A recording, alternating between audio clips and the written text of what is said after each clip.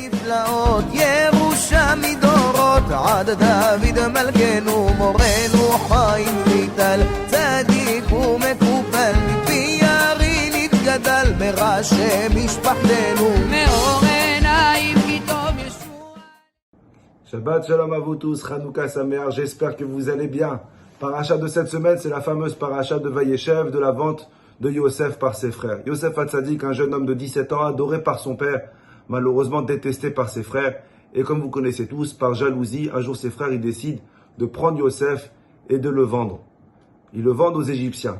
Maintenant la Torah, quand elle nous raconte le déroulement de l'histoire de la vente de Yosef, la Torah nous dit comme quoi Yosef, il a été vendu par ses frères. La Torah elle me pose, elle nous raconte une histoire qui n'a rien à voir avec la vente de Yosef.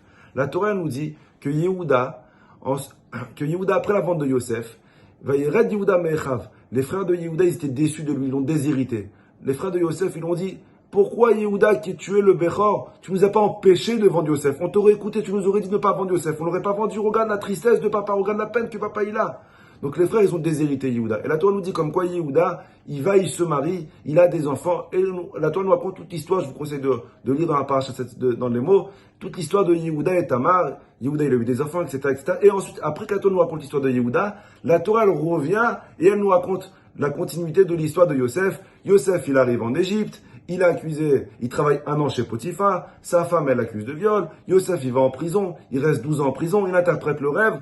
Et la Torah, elle finit, la paracha, elle finit avec l'interprétation de Yosef des rêves au ministre de Paro. Rabotai, je vous pose une question. Question logique, vous qui avez l'habitude de voir des séries sur Netflix. Question magnifique.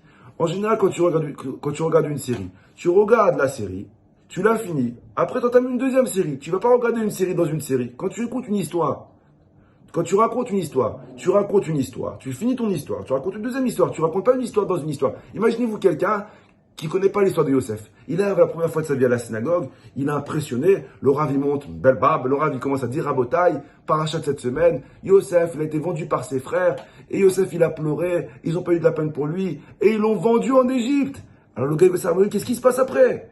Et le Rav il dit, alors je vous raconte une autre histoire, la fameuse histoire de Yehuda et Tamar. Yehuda il a quitté, il s'est marié. Le gars il va dire, oh monsieur le rabbin, mais finis-moi d'abord l'histoire de Yosef. Qu'est-ce qu'il devient? Nous on connaît l'histoire, donc ça ne nous dérange pas, mais qu'est-ce qu'il devient Yosef? Il arrive en Égypte, il meurt pas, il est esclave, il n'est pas esclave.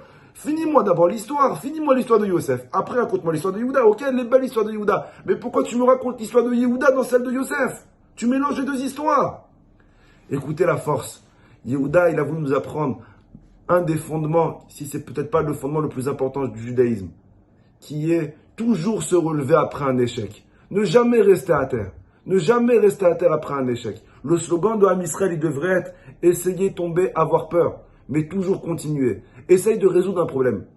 Si tu n'arrives pas à résoudre le problème, avance avec le problème, continue avec lui. Que le problème, il ne te laisse pas à terre. Yehuda, il vient de vendre Yosef. Tout le monde lui en veut. Pourquoi tu ne nous as pas empêchés de vendre Yosef? Yehuda, il voit son père qui est en pleine crise. Il voit son père endeuillé. Il voit tout le monde pleure. Yehuda il dit, écoute, j'ai 2 options qui s'offrent à moi. Soit je fais comme tout le monde, et je me lamente, et je pleure, et j'arrête de vivre. Ben, soit peut-être que Akadosh Baruch Hu, il attend autre chose de moi.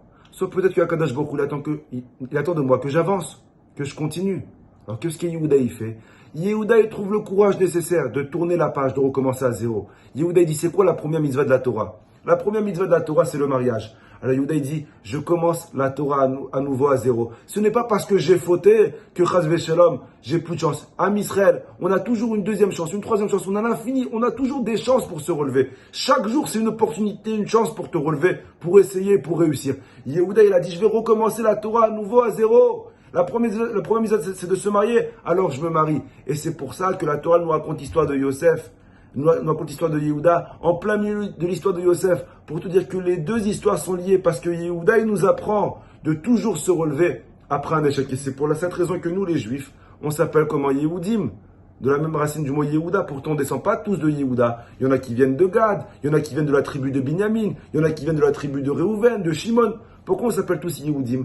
Parce qu'on a tous les forces en nous nécessaires, comme Yehuda, qu'il a été capable de tourner la page et de se relever, on a tous les forces nécessaires. Après une avéra, après une erreur, alors oui j'ai fauté, je voulais pas fauter, oui j'ai fait une erreur, j'aurais pas dû la faire. Mais maintenant c'est fait, on fait quoi? On pleure, c'est fini, la vie elle est finie. Chas v'shalom, la vie elle continue. Si Akadosh Baruch Hu t'a donné la vie, c'est qu'il te donne une opportunité à continuer à essayer. Chaque jour où tu es en vie, c'est une nouvelle opportunité à saisir.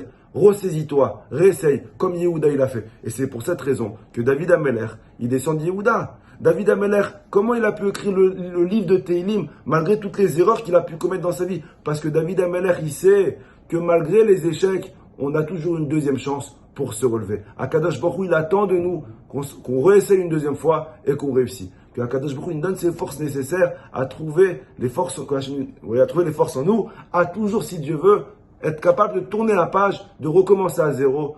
Bracha v'atzlacha à vous et toute votre famille. Shabbat, shalom et vorach.